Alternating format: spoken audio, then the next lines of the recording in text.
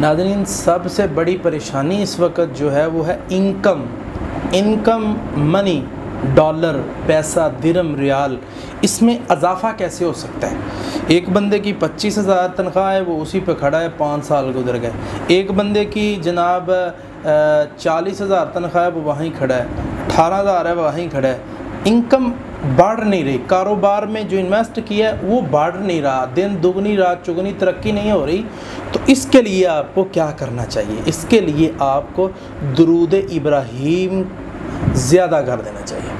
कम से कम एक दिन में आप यानी 200 400 ज़्यादा से ज़्यादा, कुरान मजीद में अल्लाह कहते हैं नुज़्कुरुल्लाह ज़िक्रन कसीरा, मेरा ज़िक्र आप ज़्यादा किया करें।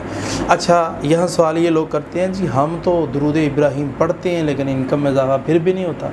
हम भाइयों सही तरह नहीं पढ़ते, हमारी तवज्जो किसी और जगह पर होती है, हमारी ज़बान किसी और जगह पर होती है। इसके लिए आप तर्जुमा इसका पहले पढ़ लिया करें, फिर इसको शुरू करें।